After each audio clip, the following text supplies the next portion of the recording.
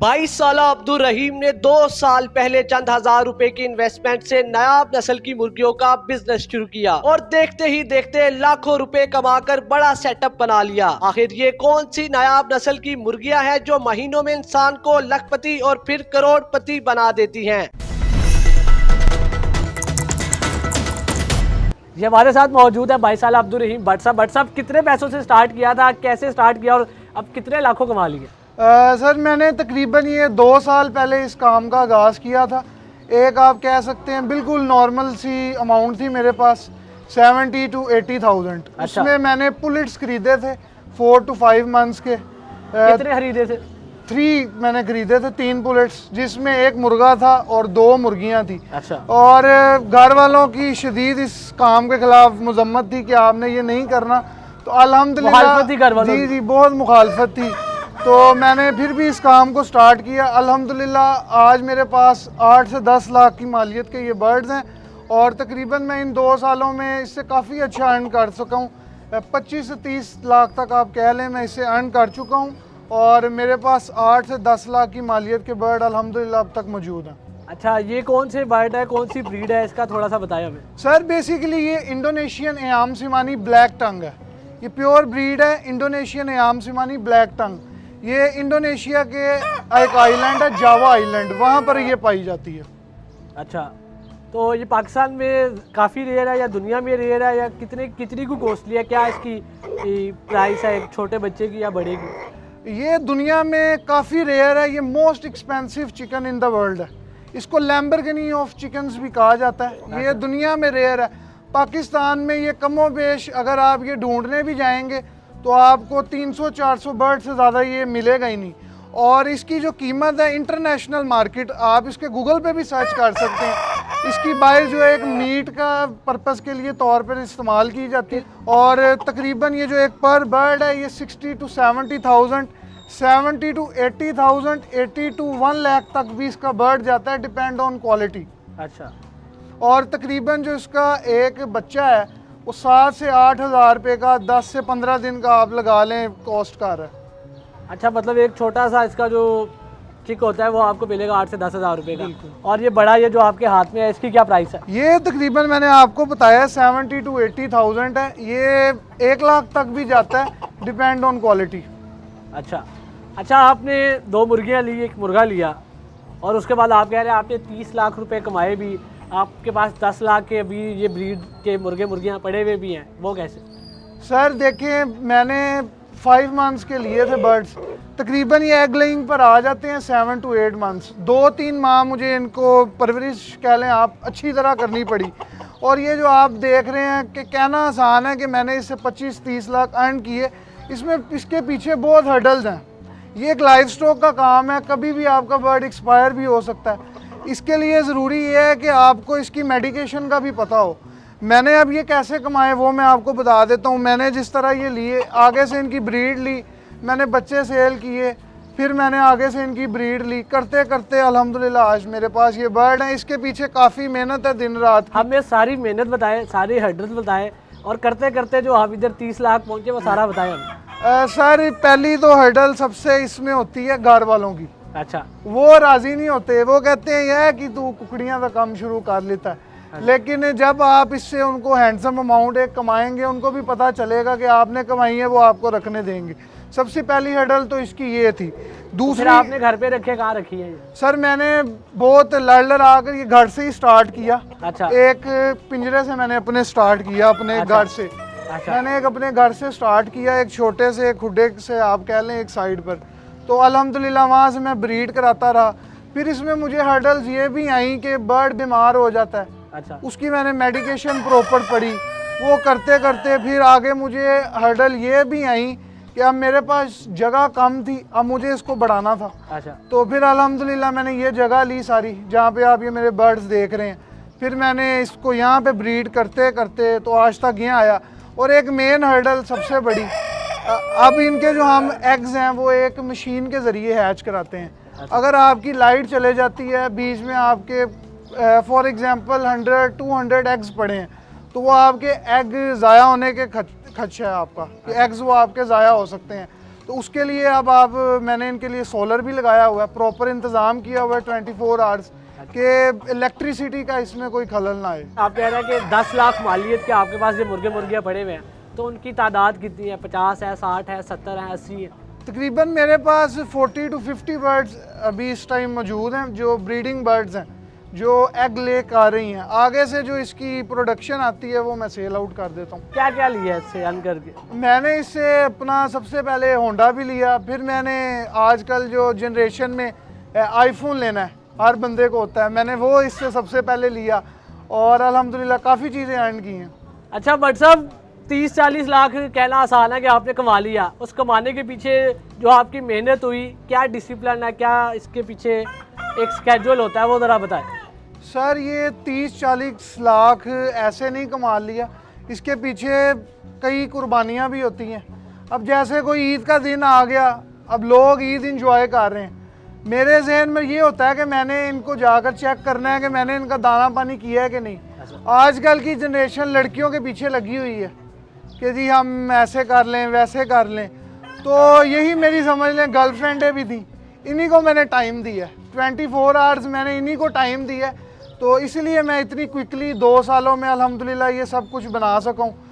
कोई ईद हो, कोई इवेंट हो, मैं किसी शादी पर गया हूँ, मुझे उसकी इतनी फ़िक्र नहीं होती जितनी इनकी फ़िक्र होती है। मैंने सारा इनका देख कर जाना है। अगर मैं कहीं मौजूद हूँ, मेरे फार्म पे जो लड़के हैं, मैंने उनको कॉल करके पूछना है कि सब ओके है या नहीं है, तो समझ लें मेरा दिन रात इनके साथ ही उठना बैठना है। इसलिए 2 साल में अल्हम्दुलिल्लाह मैंने इतना ये कुछ बना दिया। आगे ये जो देख रहे हैं उन्हें ये बताइए कि कितना ये मुनाफे बख्श कारोबार है या कितना मुनाफे बख्श इन्वेस्टमेंट है।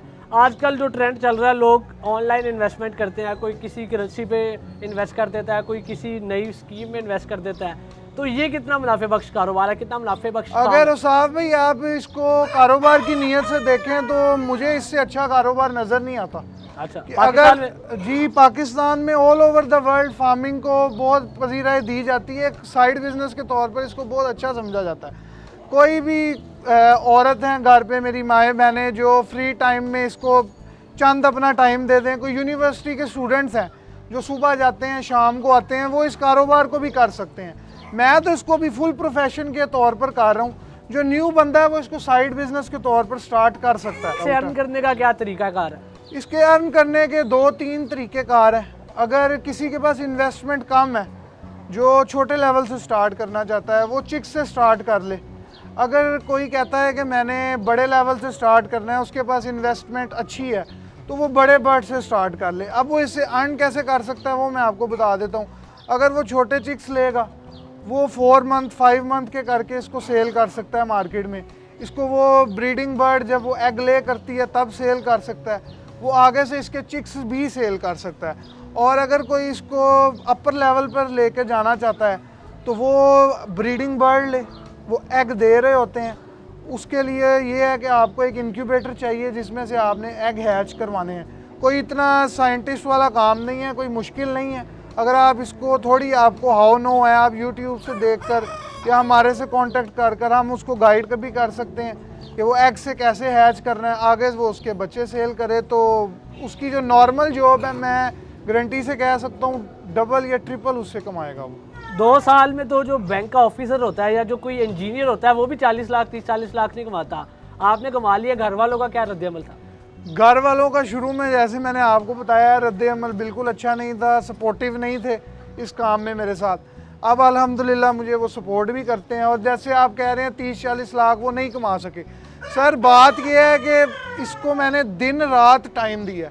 आप यकीन नहीं कर सकते, मैं रात के 3 बजे भी इनके जो एग मशीन है, ब्रूडर है, उसके सामने बैठा होता था। क्यों? क्योंकि तब मेरे पास ये फैसिलिटी नहीं थी सोलर पैनल की। तो मुझे डर होता था कि लाइट ना चली जाए। तो सर्दियों में ऐसा भी हुआ कि लाइट चले गई, मैं इनके सामने कुर्सी रख के एक हीटर चलाकर इनके सामने बैठा होता था कि इनको हीट मिलती रहे। तो इसके लिए मुझे ये पापड़ बेलना पड़े हैं, फिर मैं जाके इतने कमा सकूँ। देखिए, आप अगर जॉब की बात करें तो वो आजकल सिक्योर समझी जाती है कि आपने मंथली जाना है, आपको आ जाना है। अच्छा। लेकिन आपको अगर स्टेप अप आगे फॉरवर्ड आप जाना चाहते हैं तो आपको रिस्क तो लेने पड़ते हैं। ऊपर से ये लाइव स्टॉक है। लेकिन अगर आप इसकी मेडिकेशन का और इसकी बायोसिक्योरिटी का ख्याल रखें तो मैं जो 30-40 कह रहा हूँ वो आप 60-70 लाख भी अर्न कर सकते हैं। 2 साल में? जी सर, 2 साल में लोगों ने इससे करोड़ों भी अर्न किए हैं। ये कोई हवाई बात नहीं है, ये लाइफ स्टॉक का काम है। लेकिन आप जिस तरह मैंने कमाया है इस तरह आपके जा भी सकते हैं। तो ये है कि मैंने इसमें लॉस भी काफ़ी देखे, जो हर्डल्स देखी, मुझे 10-15 लाख का इसमें नुकसान भी हुआ है। सिर्फ ये नहीं कि मैंने लॉस से बचने का क्या तरीका है? लॉस से बचने का सर ये तरीका है कि आप अपनी बायोसिक्योरिटी का ख्याल रखें। अच्छा। हर अरे गहरे बंदे को अपने फार्म में ना दाखिल होने दें, बर्ड्स को ना देखने दें। और सर देखें, आप बाहर से आते हैं तो आप बीमारियां कैच करके आते हैं। अच्छा। वो आपकी जूती के ज़रिए, शूज़ के ज़रिए आपके फार्म में दाखिल होते हैं। तो इसी तरह बीमारी स्प्रेड होती है और आप देखते ही देखते इसमें करोड़पति होंगे तो लॉस भी हो जाएगा। तो अगर आप इन चीज़ों का ख्याल रखेंगे तो आपको मसला पेश नहीं आएगा। अभी यूनिवर्सिटी में पढ़ रहे हैं तो आप आगे जॉब नहीं करेंगे, जब से आप डिसेंट अमाउंट आप कमा रहे हैं मंथली, तो इसका फ्यूचर क्या आपका, आप क्या करेंगे? इसकी कोई बाहर एक्सपोर्ट होती है इसके गोश्त की, या क्या होता है? देखिए सर, इसकी इंशाल्लाह इन फ्यूचर एक्सपोर्ट ही होगा। क्योंकि देखें, कोई भी चीज़ है तो उसका एंड प्रोडक्ट देखा जाता है और इसका एंड प्रोडक्ट इसका मीट है। अच्छा। तो इंशाल्लाह आने वाले वक्त में इसकी जब ब्रीडिंग पूरे मुल्क में एक हाई लेवल पे की जाएगी, क्योंकि ये मुर्गी जो है आम देसी मुर्गियों की तरह एग लगातार ले नहीं करती, इसकी लेइंग थोड़ी कम है। अच्छा। तो इन फ्यूचर ये है कि 3-4 या 5 साल या 6 साल भी लग सकते हैं कि जब इसकी ब्रीडिंग एक हाई लेवल पे, कमर्शियल लेवल पे आप समझ लें, जब ये कमर्शियल लेवल पर पहुंच जाएगी, जब इसकी ब्रीडिंग ये होगी कि हमारे पास लाखों की तादाद में बर्ड होंगे, तो हम इसका गोश्त बाहर भी एक्सपोर्ट कर सकते हैं। आप मेरी बात पर ना यकीन करें, आपके पास गूगल मौजूद है, आप इसकी प्राइस देख लें।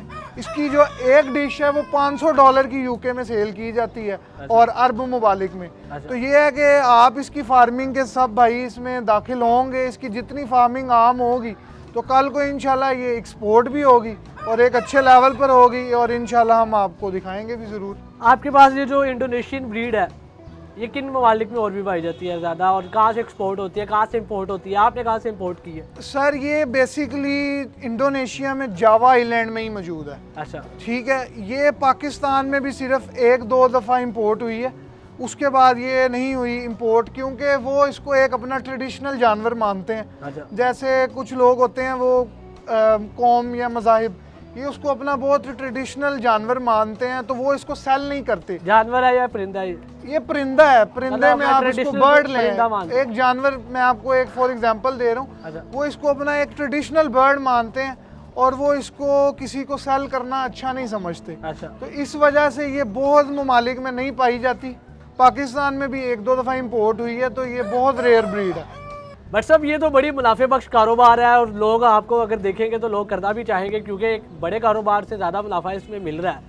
तो अगर ये हमने ये ब्रीड आप कह रहे हैं कि बहुत ज़्यादा रेयर है, तो इसको ख़रीदना तो कहाँ से मिलेगी? यही है कि ये रेयर ब्रीड है, ये पाकिस्तान में चंद लोगों के पास है, हमारे पास भी मौजूद है, चंद लोग कुछ और होंगे उनके पास भी मौजूद है। अगर वो उनका दिल चाहे तो वो हमसे भी कांटेक्ट कर सकते हैं। आप हमसे कांटेक्ट करना चाहें तो आपको हमसे भी बर्ड मिल जाएंगे। और ये है कि सिर्फ हम लोगों को बर्ड नहीं देते, उनको इसके मुतालिक प्रॉपर एजुकेट भी करते हैं। अच्छा। क्योंकि इसमें बीमारियां भी काफ़ी आ जाती हैं। बीमार हो जाए तो क्या करते हैं आप? आपकी तो कोई मुर्गी ये कोई बीमार हो जाए तो उसकी मेडिकेशन ही हम करते हैं। कैसे करते हैं? कभी इंजेक्शन के थ्रू कर देते हैं, एंटीबायोटिक्स हैं, इलेक्ट्रोलाइट्स हैं, ये चीज़ें थोड़ी होती हैं जो इंशाल्लाह हमारे साथ अटैच भी होंगे, जो हमसे इंशाल्लाह कोई परचेज़ भी करेंगे। कोई वैसे भी हमसे पूछना चाहेगा इनकी बीमारियों के मुतालिक, तो इंशाल्लाह हम उसको प्रॉपर गाइड करेंगे।